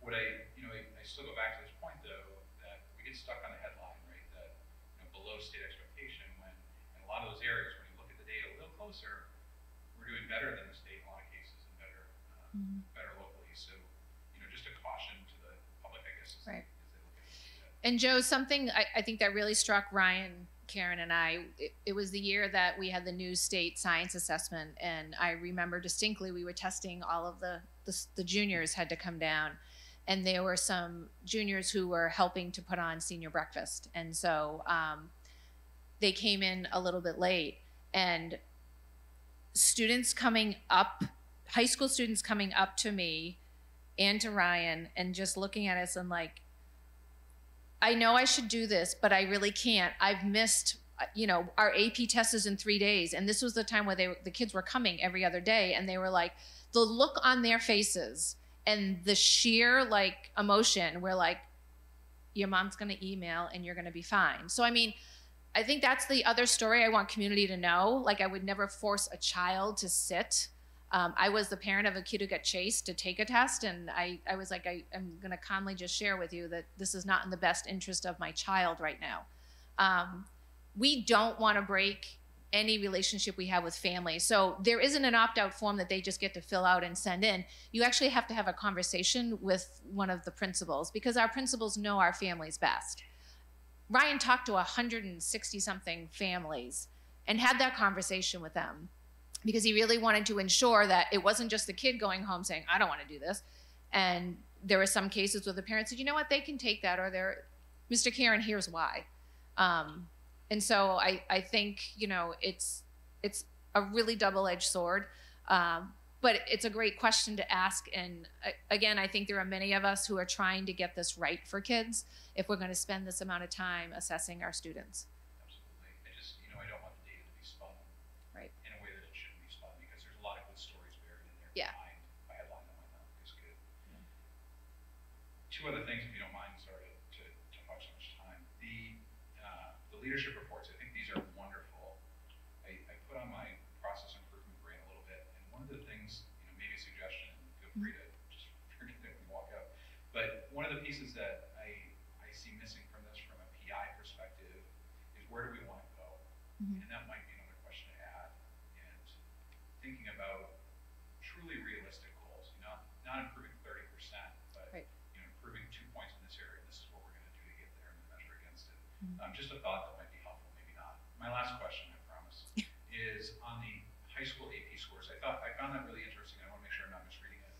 The AP participation rate has certainly gone up year over year, which is great. But the performance scoring at 3 or more has trended down. And even when you do the math, the percentage of the total, the aggregate number has dropped. It has dropped. Is there something going on there? What's behind those numbers? I do know, having two children who have been living and breathing the AP, the scales have shifted, and it's harder to get the 3. Megan disaggregates all that data. That data also goes back to all the instructors who do those courses. Jenny probably remembers those pieces. So there's been a shift and a change in how they were given as well. But again, it's something that we take, and then we ask every child to please sit for the exam in those areas. So thank you very much. You are welcome. I know it's a lot. I apologize. I drove out all the people tonight. So So I'm gonna just say that I haven't read the whole binder yet. I apologize, I did not have it. That's okay. Unfortunately, that's my fault, but I certainly will have some questions afterwards. Yeah. But just topically, thanks for the presentation. Where I'm at, first simple question, I already test results in last year's binder. They're not reflected in here. I showed him in a different bar. Okay. You're thinking of the cohorts? Like there was the a individual charts for each grade. We Yep. got those triangles. Yeah, it's the same on then. It's reflected in the leadership reports. Okay. I just didn't do them twice, Jody. Okay. So Yep. All right, I'm with you. So catch me up. You have two charts here. So as an example, you gave Raymond Elementary, but I have Jordan Small Middle School in here. You've got the reading results and the math results. The average scores you detailed very well what the 1500 score is. I'm tracking with you there. Yeah. And understand your at state versus understate. What I'm having a hard time understanding is, for example, pick any of them, the Jordan Small math results, as an example, you've got well below state expectations, below state expectations. yeah. So that is that classroom of students. So then they break them down into subgroups based on how many questions were correct in that piece. Okay. So if you look at your child's individual score, Yeah. you'll see the same breakdown. So I have mine at home. Yeah. I'm tracking with you. Yeah. My question is about, so there's 4 categories. It continues at state and above state. Yeah. So am I not adding for each grade, so grade 5, am I not adding well below state plus below state to get a total percent to show what's below the state as a percentage of that grade? So for example, it's showing 15% at well below and 46% at below.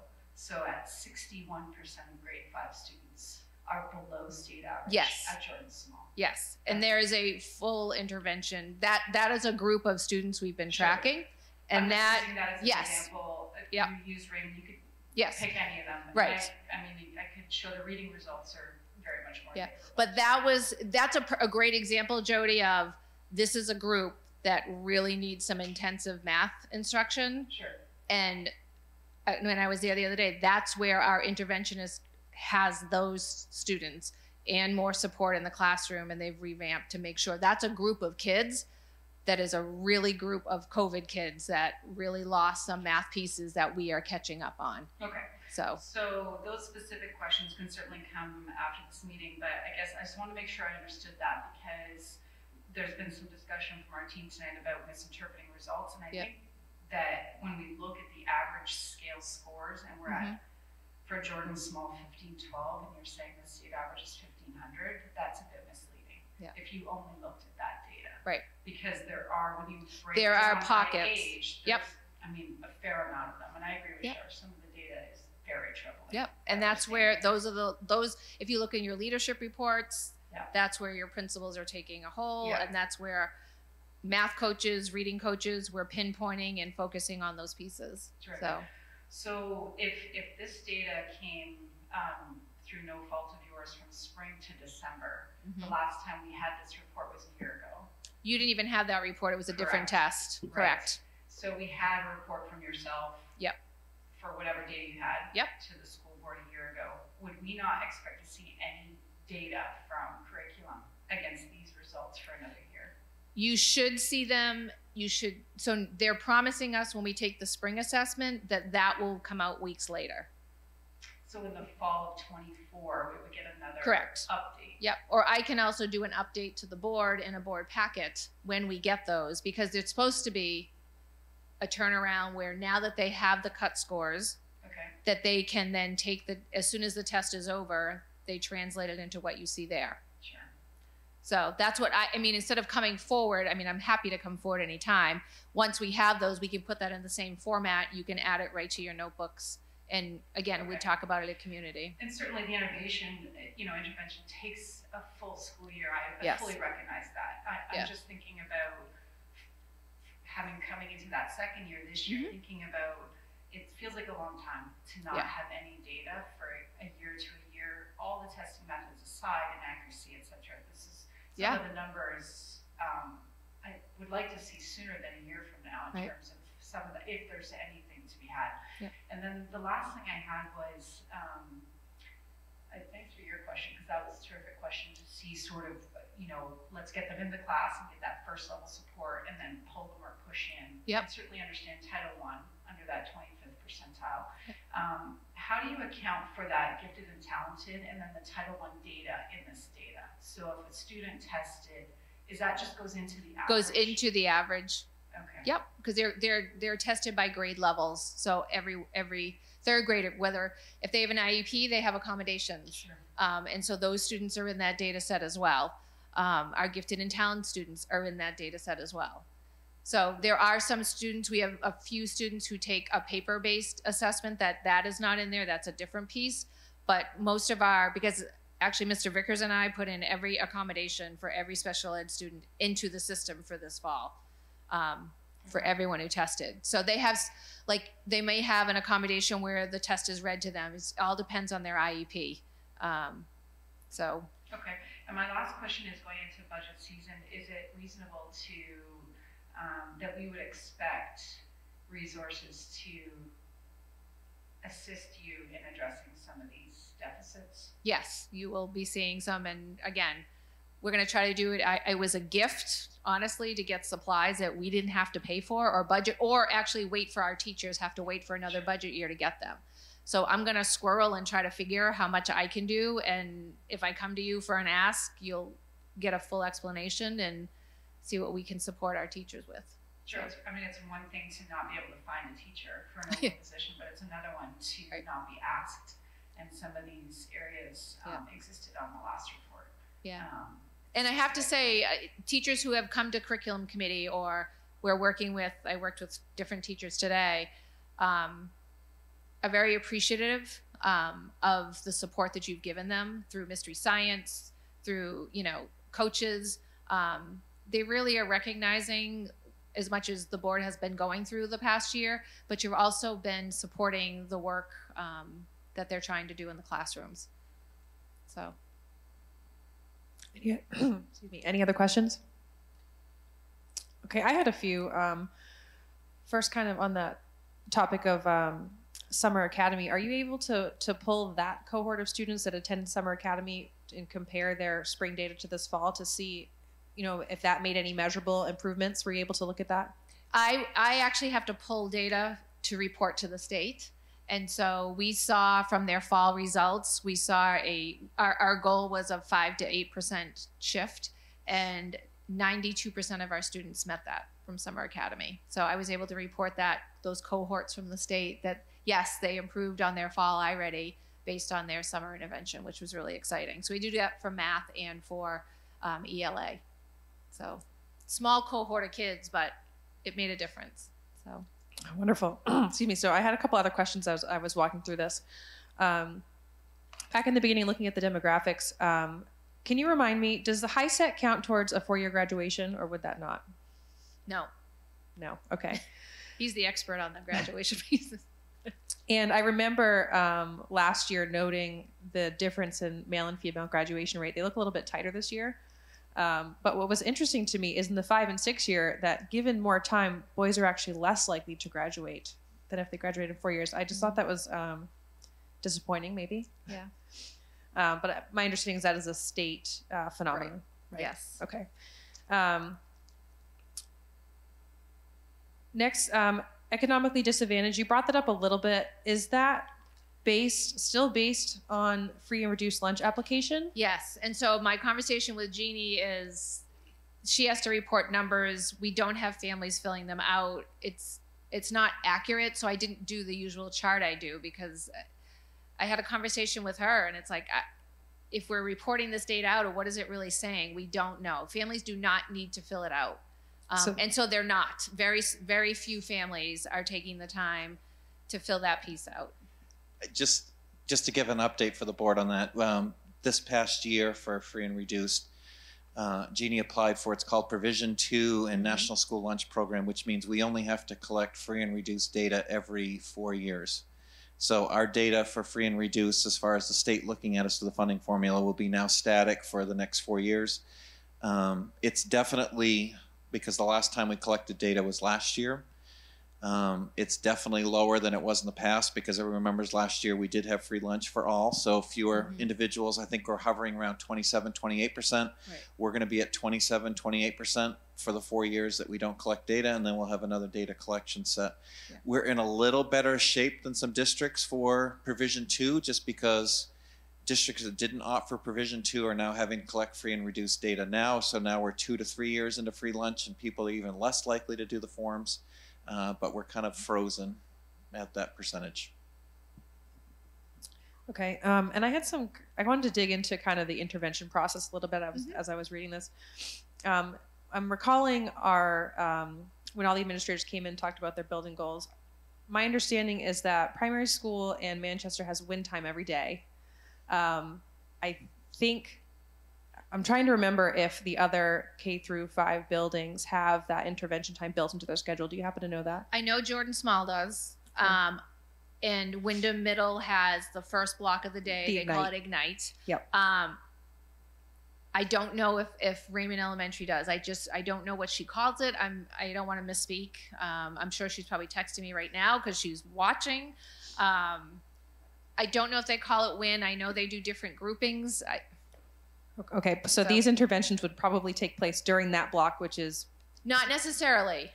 So if you think of our elementary schools, we have only so many strategists or interventionists or ed techs. And so it might be that they're on C House upstairs because that's their reading block, and then they're pushing in or they're pulling out kids. So they're trying to make sure it's this huge puzzle where they're pulling kids out for intervention, but they don't want them to miss the core instruction. And so it's not sometimes during win time, a lot of it is I'm with 2 other teachers. This is my PLC.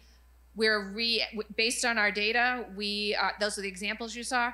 I'm grabbing these 12 kids from our 3 classrooms that are struggling in X, and they're coming with me, and I'm doing that intervention. So we mix the kids, and they're getting that win time, which is an actual intervention with a teacher that you're seeing, and then we do the pre and the post. So it's that piece, and it's also students who have Title I. So in that win time, it might be that as a group of 3 teachers at the primary school, there are kids that could really use a stretch and an extension, and there are kids that really need something else, and that's why it's called What I Need. But those teachers work together based on the data and what they want to do with kids. So it gives it another intervention time. Beth is watching. Oh, Beth is. See, did she text you? Yes, they have an intervention block for reading and math at each grade level. There we go. So yes, Miss Peavy is watching. Sorry, Beth. I had a nice picture of you up there, though. So. Okay, yeah, as I was reading through this, it looked like a bit of a scheduling nightmare. So again, walking through this process, so it started with the diagnostic, you look at the data, then it said step 3 was the identified students were giving the core phonics screener. And in that particular example that you showed, that one student was low in phonics. If they were low in some other category, would they still be given the core phonics screener? No, they would be giving probably the PASS, which is the phonemic awareness screener. So depending where their deficit is what we would do another diagnostic tool to kind of glean out, like if I looked at phonics is huge. So where in the phonics progression is the child misstepping? Is it encoding? Is it decoding? It's the same thing with PA, phonemic awareness. You give a PASS, which it's literally like 6 questions or 6 pieces kids do. Like it's very quick to do it, and then you can figure out very quickly based on how many they can answer where you stop. So if I'm giving you the piece and after 4 sections, Christina, you are not getting it, we stop right there. We don't do the whole piece, but we keep kind of going until the student is showing us that they do not have the skill, and then that's where we start the intervention for them. Okay, so the first step is after the diagnostic and you've found these group of students, you then give them a different test based on where they were weak to find out what was needed? Yes, because iReady does that. They'll say, here's phonics and here's what they can do. We want to go a little deeper because it's still broad. We're trying to like an ingredient in a recipe. We want to hit exactly what they're missing, because something like encoding is really difficult to find, and the kid may look like they have it, but they really don't. And that's going to keep them from being a fluent reader. So we're really digging down diagnostically, like almost like you're doing a checkup, and then you've done your blood work, but your blood work did your cholesterol, but it didn't do this. So if you think of it like in that way, we're really drilling down because we have such little time to do interventions. We want to hit the right one. And we know watching kids, like 3 weeks working on the putting an E at the end of a word, the kids were skyrocketing.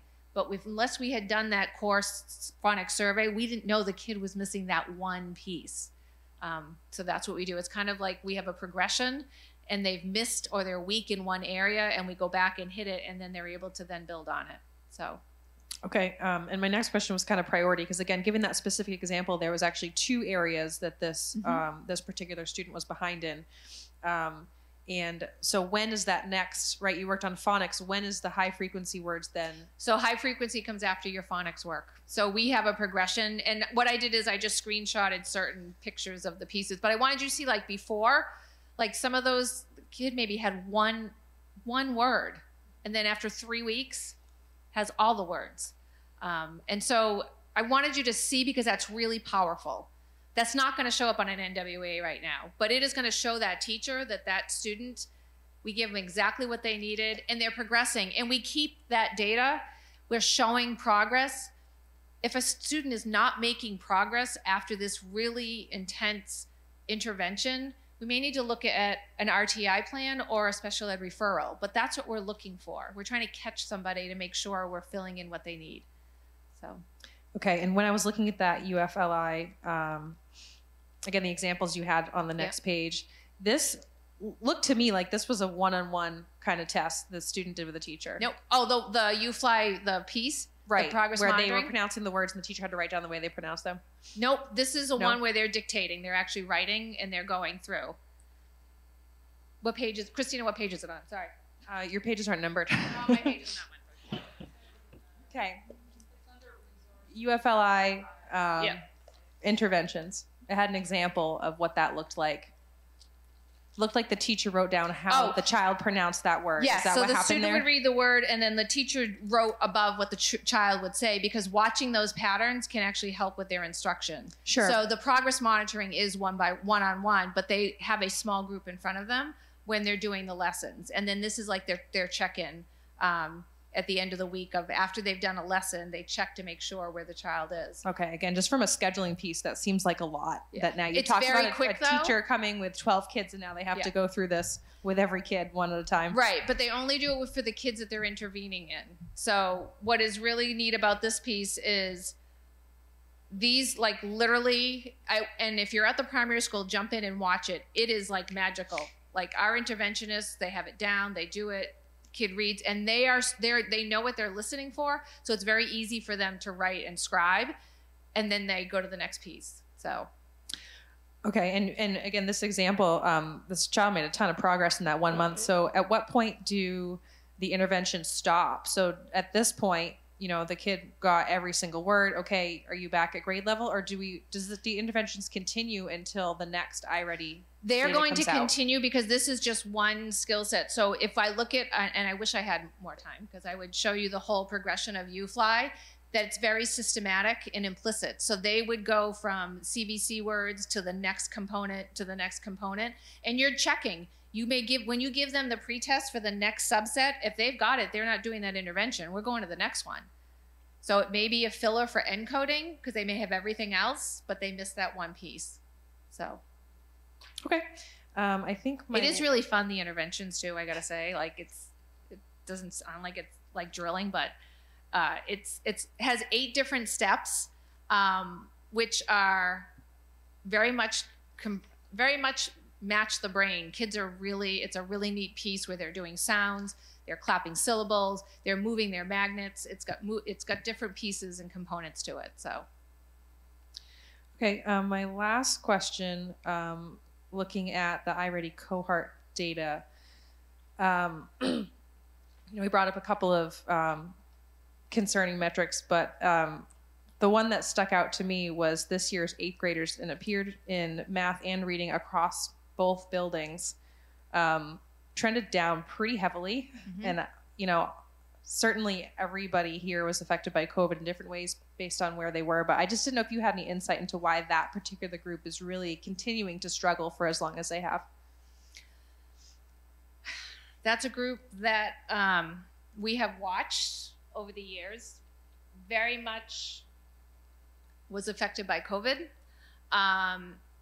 You now mix in the rigor of 8th grade mathematics. It is a hard puzzle. The other thing in the iReady data I want you to know for 8th grade is our students that are taking the pre-algebra course, because they're ahead of it, are not in this data. They don't take the iReady diagnostic. So I think I made a note on there, but that just rang in my brain. Sorry, Christina. So we have classes both at Jordan Small and an 8th grade class that is in pre-algebra. And those kids would then move to a higher level in high school. Those kids don't take the iReady because they've tested out of it. Okay, so your 8th grade is going to be skewed down always. Yes. Okay. So those two cohorts of kids don't take the assessment. So. Okay, I think that was the last of my questions. We all sat here. Thank you so much. You're welcome. Again, like I said, I know this is a lot. Feel free to ask me or reach out to our principal. It's a lot of information at a lot of time, but I want you to know that we take all of these numbers seriously. We look at them, we plan, and this is how when we come to you to ask for things or from support, it's not based on, oh, we like this, let's try to do it. We really want to help you understand where we're coming from for this. So. Oh, do you have one more? Okay, I just was on the website yesterday. I'm sorry, I can't remember how many open interventionist positions do we have in the district or roles that would serve that in the district right now? We don't have any openings in Title I. We are short in special ed techs. But our interventionists for what we support with Title I funds, and we spend funds for local interventions, we have those are all filled. And would you say it's just your interventionists doing this work, or are ed techs also being pulled to do this work? Your ed techs, your special ed techs are not being pulled to do this work. We do have ed techs who are Title I ed techs that are trained in all these pieces that they're doing, and so they're providing the interventions, and we also have our classroom teachers providing interventions. Okay, so each person that's doing this intervention is specifically titled an interventionist. Outside, no, I'm not asking about special ed, I'm saying. They're called a Title I ed tech or an interventionist. Those are the two titles? Yes, yep. Okay, and is there any training for UFly? Yes, we've done training in all grades 1 to all of our Title I staff. Through Jess Melcher, who is our literacy coach. She has trained all of our staff. Okay, and then how do you measure, is there like a wait list, or how are you, as you go through this data this year, how are you gathering data on students that are just overflow? That's not the right way to say it, but just ones that you didn't get to. So the teacher started with the first level of intervention, then you did push in, pull out. Maybe they're identified as not making progress and needed more specific support, but they weren't Title I. How are you tracking that? So that's tracked through your PLCs. They look at data, they look at assessments. We're doing the assessment, the diagnostic again in January. That gives us another look at our iReady data, who has grown.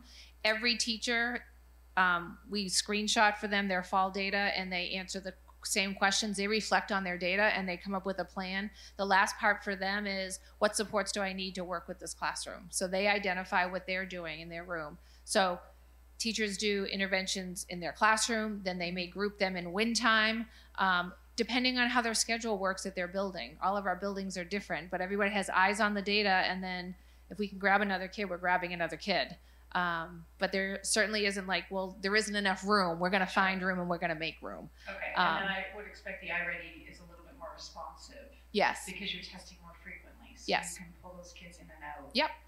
Versus some of those older grades where it might be a whole year. Well, we do 3 times for grades K through 8. K does not do it in the fall. They start in January, but it's all the way up to 8th grade 3 times a year. Right. And we tell the kids, like the older kids are like, I don't want to be in intervention. Great. Take your iReady and knock it out of the park. Show us what you know. Sometimes with middle school, that's the conversation you have to have with them. If you don't want to be in intervention, I know you know this, you've got to show it to me, and go through there. So. Thank you so much. You're welcome. Next up is budget timeline. Sure. So first of all, Christine, thank you for all of your work and effort in putting this together. Also just want to let the board know Christine's going to be recognized Friday at Educate Maine as the Maine Curriculum Leader of the Year. Yeah. So it's nice that she will be recognized in that luncheon with all the other of the years across the state, Teacher of the Year, Superintendent of the Year, Assistant Superintendent of the Year. So congratulations to Christine on that. Couple things here with budget, because believe it or not, we're getting close here to the start of a new year and a new travel time through the budget. Again, we're meeting with cost centers over the next couple weeks, in which we sit with people, we listen to their ideas, listen to their thoughts, needs for intervention, needs for supports in their buildings, enrollments, and we use that data to start pulling our budget together. And for those board members that are new to this process, we look at a budget which is first of all just year over year, negotiated salaries, and then we also look at what would the possible increases be. So we will be working on that throughout the month of December. All the principals have to have their budgets to us by the first week of January. Administrative team will spend the month of January kind of setting priorities, looking at where we're actually going to be landing for a budget we then present to the board. That budget always has the priorities of enrollment, school safety issues, and then student supports and interventions and things that we need in order to be able to support students. And then we often end into a fourth priority, which is just additional programs that we would like to offer, but whether or not the budget would support. The board will get a first look-see at the budget on February 7th. That will be a workshop with the administrative team, and it's an opportunity to ask a lot of questions, see where we are. Final budget, which will be my recommended budget, will be presented to the board on February 28th. And then if you look on this, and this budget calendar is within your board packets, throughout the month of March, you'll have the opportunity to hear from the different cost centers. First of all, starting with district office, then moving in the next week to our support, so nutrition, technology, transportation facilities. The next week, we'll have an opportunity to hear from our high school, our middle schools, Katahdin program, and athletics. And then our last meeting will be with the elementary schools. The board will have a couple opportunities to deliberate. So obviously have a chance to ask questions, deliberate through. The board will need to have a vote on the budget by April 10th. And that April 10th date is so that we can keep our statutory requirements for notifying the public of, first of all, a public budget meeting, which is scheduled for May 15th. And then whatever happens for the result of the May 15th budget meeting will then be sent to the voters for June 11th, which would then be the final date for the budget. Hoping to have a meeting with finance probably second week of January, and have an opportunity to look at budget process, how we want to have those presentations structured this year. So first of all, to make sure that you're getting the information in your hands that you want, but then also you have information presented that's going to help you make that decision, because ultimately after February 28th, when I deliver the budget to you, it becomes your budget, and it's an opportunity for the board to have those discussions. The one other impacting, or the other factor that's going to impact the budget this year, is that we will be entering into negotiations with our teaching staff, those under the Sebago East Shore Education Association. We'll be entering into contract negotiations, and so we'll be looking to have an executive session either the first or the second meeting in January to look at some cost proposals for that, for salary and benefits, so the board can set some directions for the negotiations team starting into the new year. And I'm anticipating negotiations will start sometime middle to end of January and will run into the spring, and hopefully we can close that out prior to closing out the budget.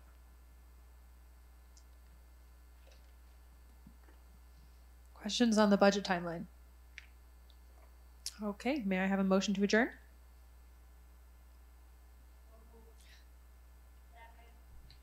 All those in favor? We are adjourned. Good night.